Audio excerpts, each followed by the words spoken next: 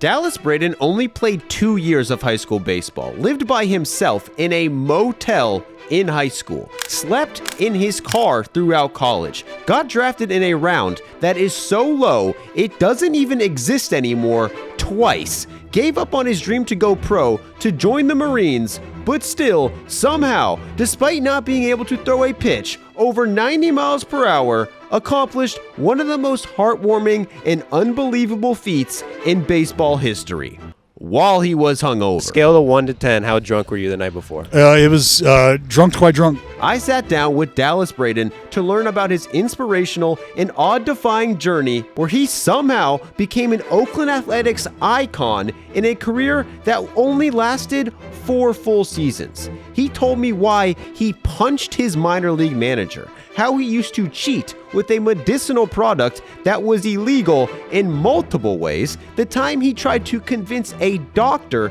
to put a baboon ligament in his shoulder because, quote, baboons have incredibly strong upper bodies. They swing, hanging and dangling from trees. That's got to be the strongest shoulder tendons going. As well as his notorious beef with Alex Rodriguez. It started after A-Rod got a hit off Dallas. The next batter hit a foul ball that just landed foul. A-Rod had to go back to first and decided to walk right over the pitcher's mound to get there.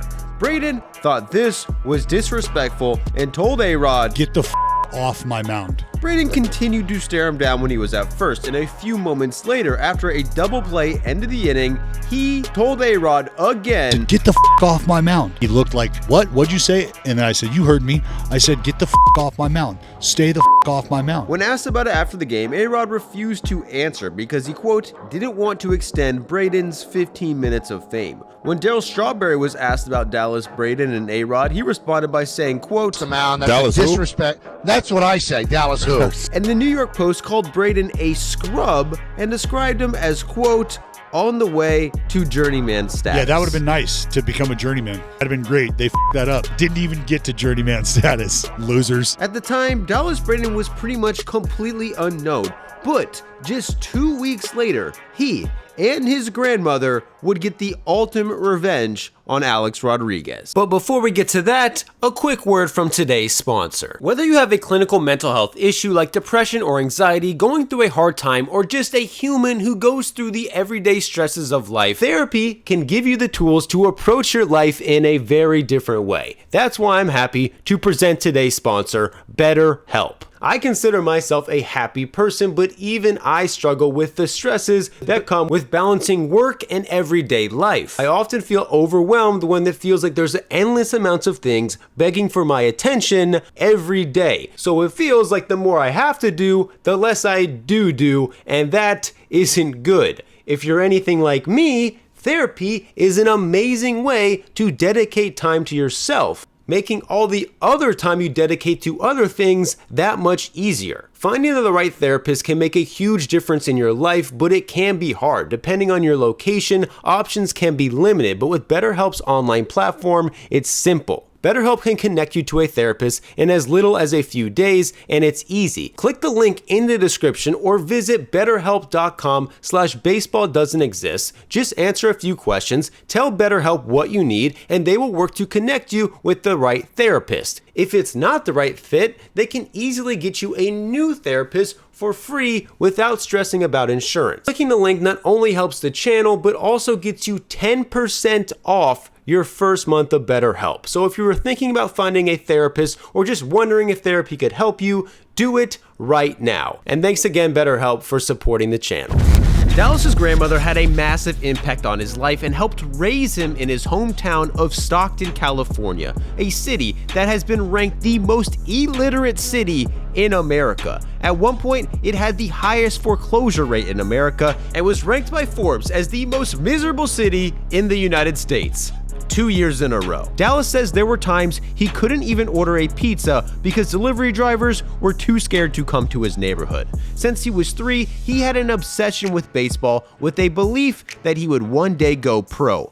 but by the time he was through high school, that dream was completely over. As a freshman, Dallas was kicked off the team due to an altercation with his coach. Essentially what happened was the balls got thrown out onto the field. He wanted to make us pick all the balls up, and then once we got done with that, we had to go on this run, and I was like, buddy, we ain't running.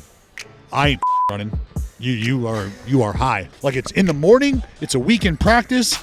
Like, good chance you're probably hungover, which is why we're having this conversation. Dallas's mother had worked multiple jobs, moved areas, and sacrificed a lot to keep him in baseball, and was not happy about this. He made me sit out. I had to call my mom. She came and flipped out on him and then flipped out on me. Her whole thing was, I don't care if you are bleeding. I don't care if you feel like the world is against you here. You've started something. You will commit until it's done. So I caught a hot one. With the guidance of his mother and coaches, who literally bought him some of his equipment so he could play baseball, he returned to high school baseball his sophomore year.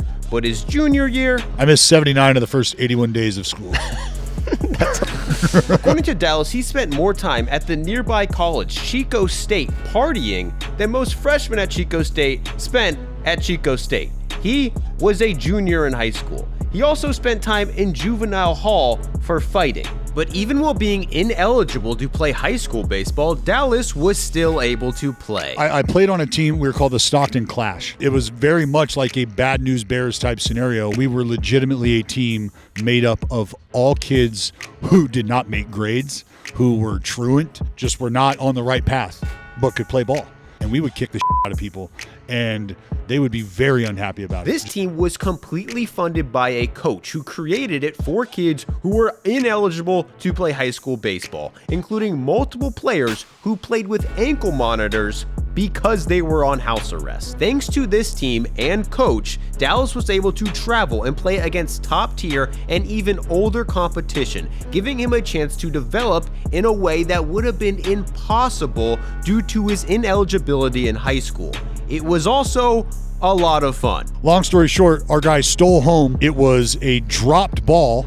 So we were like, what do you mean he's out? He dropped the ball. So then he was like, oh no, I called it a strike. It was strike 3 on the batter. We're like, well, it wasn't 3 strikes. It was 2 strikes. So he's not out. What's going on? Our coach had already been ejected. Coach comes in from right field and is arguing. The umpire bumps our coach. So our coach kind of headbutted him with the bill of his hat, boom. The umpire dropped his mask and was ready to go. And our first baseman was not about to let his dad get cold cocked. So he smoked the umpire. That umpire, another umpire, they're all getting after it.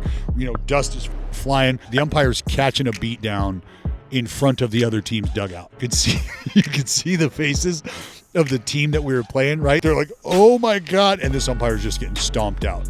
Just stomped out. He gets up, starts threatening us, you mother, blah, blah, blah. He says, I got something for you.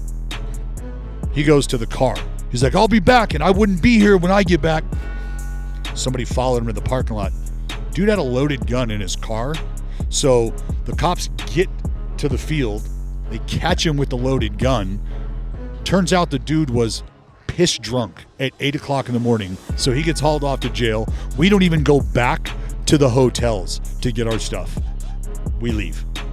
Unfortunately, things turned dark for Dallas in his junior year. His mother was diagnosed with cancer, and as medical treatments intensified, he was forced to move into a motel that his grandmother managed, moving from room to room, living by himself in a motel while still attending school. His mother's diagnosis was a massive wake-up call, and with the guidance and help of both his mother and his grandmother, he completely turned his life around. He started attending school again, was able to play on the high school team his senior year, and focused on achieving his mother's wishes, which was for him to be the first person in his family to graduate high school.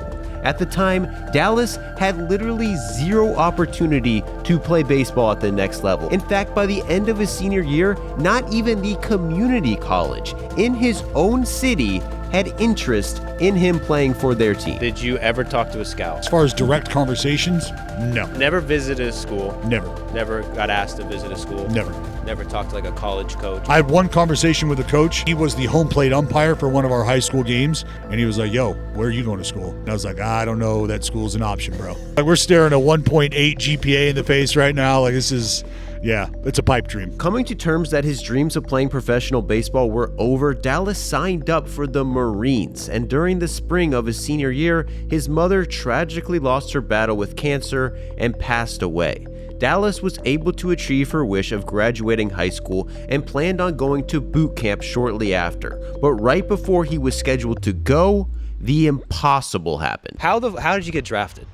I always joke that it was like somebody owed somebody a favor, and that was the bet that they lost. They're like, all right, well, I guess we're going to have to draft this guy now. The Braves had never even spoken to Dallas, but in an event that is pretty much unexplainable, they took him in the 46th round of the MLB draft, a round that is so late it doesn't even exist anymore. The Braves didn't even call him to let him know. In fact, he was such an afterthought for the team, the scout who was responsible for drafting him just a few days earlier came to his house and tried to convince him to turn the offer down, saying he was too small and underdeveloped and suggesting he should instead try to go to college. Dallas got into a car with his grandmother and drove an hour to American River College, and without scheduling a meeting or even calling beforehand, went to convince the coach to let him play for the baseball team. What is that conversation like? It was essentially, it felt like it was a waste of time and we were bothering somebody. What do you think when somebody shows up and is like, hey, do you have a baseball team? Like, it's pretty obvious you've done no research. Yeah, we have a baseball team, but I got to be honest with you, it's probably going to be an uphill battle for you. The coach had never even heard of Dallas Braden before, but as he was trying to tell him he couldn't play for the team, My grandma goes, he was drafted. 3 words. He was drafted. Changed everything. He was drafted? Question mark? Yeah. Did you bring your glove?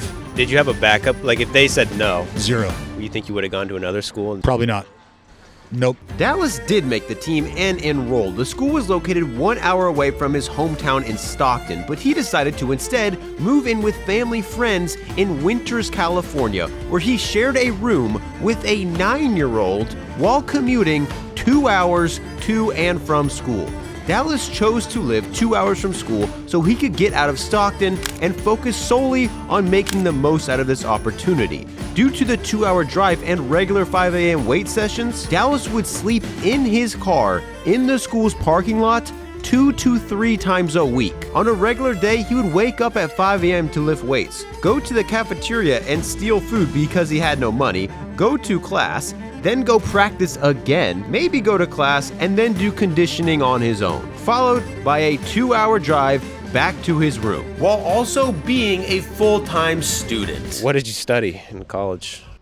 Baseball.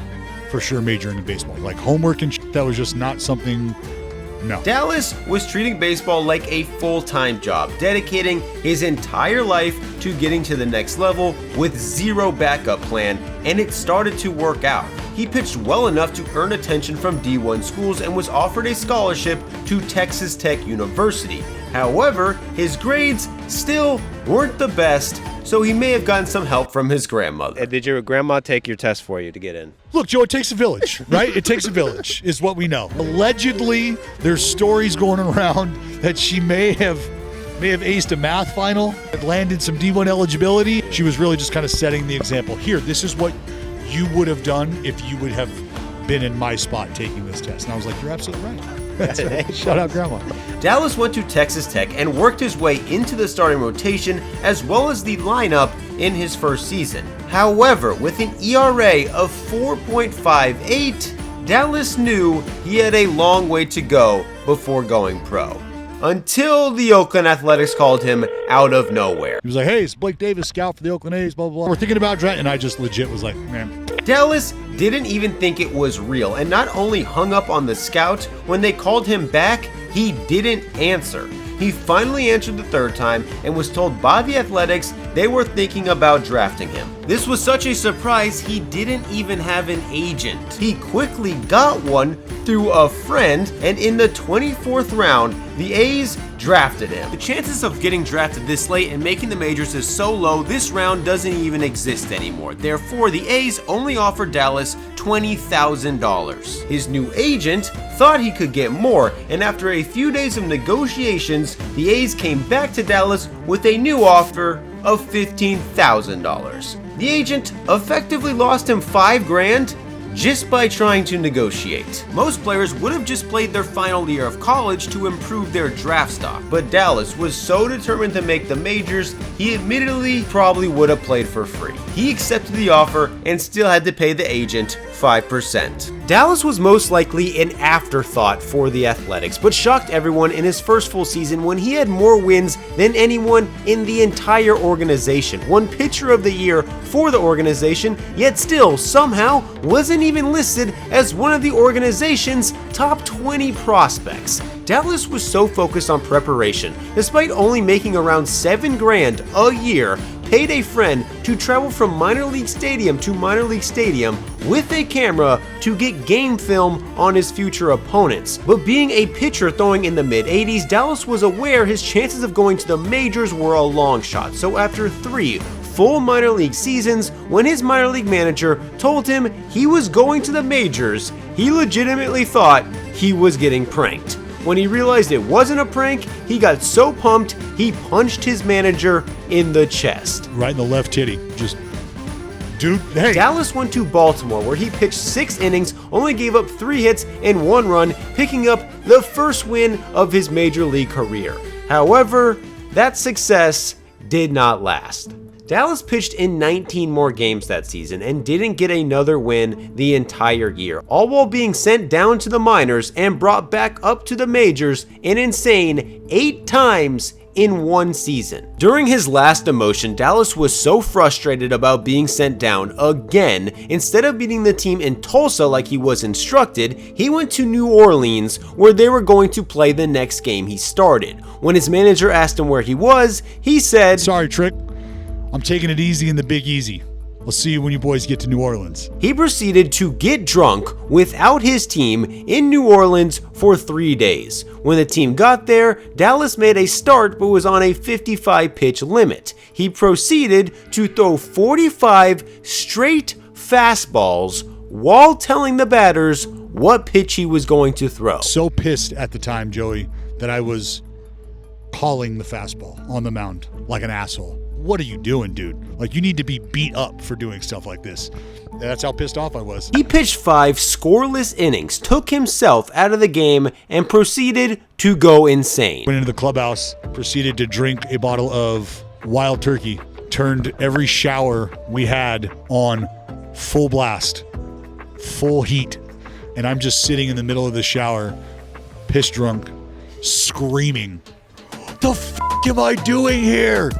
What are we doing?" And my teammates grabbed multiple huge buckets of ice water and just doused me. Dallas admits this may have been somewhat immature, but seemed to learn his lesson. The next year, he was sent up and down another 5 times, but by the end of the season, Dallas hit his stride, and so did his personality. Surprisingly, he was chosen to be the A's opening day starter in 2009. He was also constantly talking to himself on the mound, trying to tell the ball what he wanted it to do. Have to remind the baseball who the f***'s in charge here. I need you to hold plane and then dive. I need you to cut now. It's like How to Train Your Dragon, trying to like Avatar latch into the baseball so that you can command it. He ended April with the 10th lowest ERA in the major and was pumping himself up with smelling salts so often he once cut his hand with the fiberglass inside of one, bled everywhere, and had to leave a start early.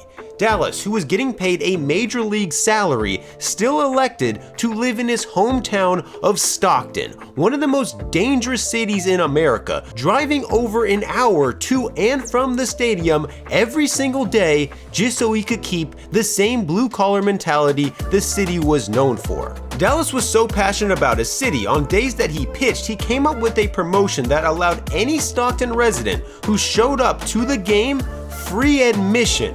Dallas would pay for the ticket. He did so much charity work around the city, the minor league team in Stockton created a Dallas Braden Community Award. He also got 209 tattooed on his stomach. He was inducted into the Stockton Hall of Fame and even got the key to the city. As he continued to pitch well, his local legend continued to grow. But once again, he was given another challenge to overcome. At first, he tweaked his groin. Then he was hit by a comebacker hurting his hand. Then he had to leave a game with a blister. battled a stiff shoulder and a stomach bug in the same start, then went down with an ankle rash. It turned out to be a cyst. According to reports, this minor injury turned into a nightmare after a doctor tried to remove it and ended up accidentally severing a nerve. Dallas not only missed the rest of the season, but according to this report, had to basically pitch the rest of his career without feeling in two toes. This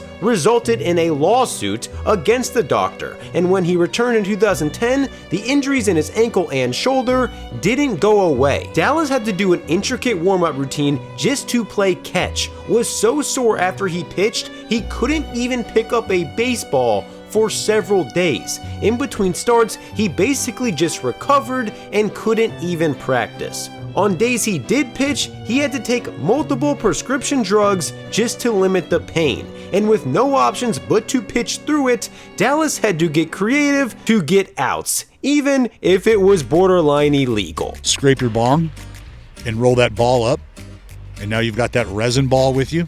Rubbed it on the heel of the glove. He became a massive advocate of the medicinal benefits of marijuana, saying he still deals with side effects from the massive amounts of prescription medication he was given, and found that the anti-inflammatory benefits that come with cannabis come with a lot less long-term side effects.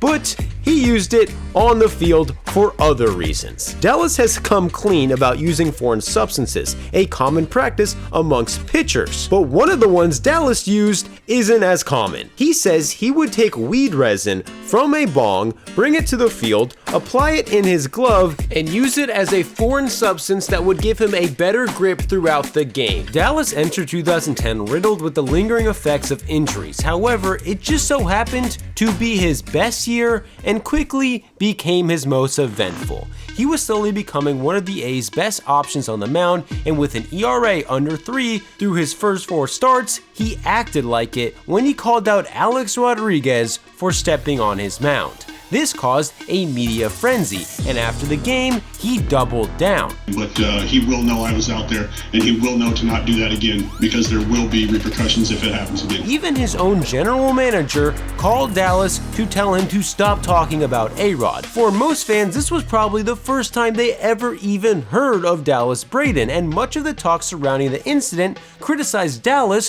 for being a nobody who would soon be forgotten. 2 weeks later, that all changed. Dallas was scheduled to start on Mother's Day in 2010, but ever since his mom passed away, Dealing with Mother's Day, like that was just not a fun day, not a fun time of the month. Dallas was feeling depressed, didn't want to pitch the next day, and decided to have some friends over. Mini beers, there were bottles. It was a get after it sesh. I had college players at the house with me.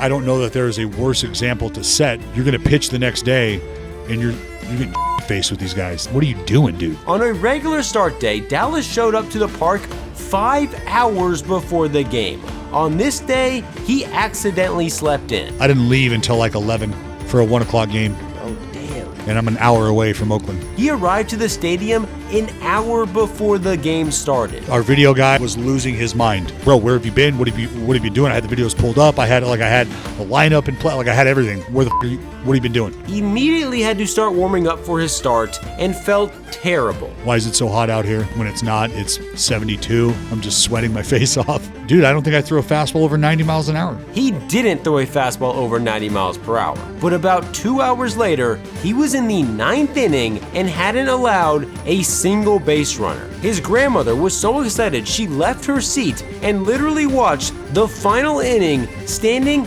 on top of the Oakland Athletics dugout. Dallas retired the last batter and went right for his grandmother, celebrating the 19th perfect game of all time. After the game, his grandmother told reporters, quote, "Stick it, A-Rod." He went from being completely unknown to cementing himself in baseball lore forever within a 2-week span. Him and his grandmother went on a media tour, and his story was told everywhere. Dallas would go on to throw 4 more complete games that year and finish with a 3.5 ERA, but by the end of the year, his shoulder was killing him. At the start of the next season, his shoulder was still killing him. Turns out he needed surgery. After over a year of rehab and after setback after setback, it was clear something was seriously wrong. He got another surgery and missed another season. Dallas tried everything to come back, even asking his doctor if there was any validity in the idea of getting a baboon ligament put in his shoulder to strengthen it. Turns out that wasn't possible.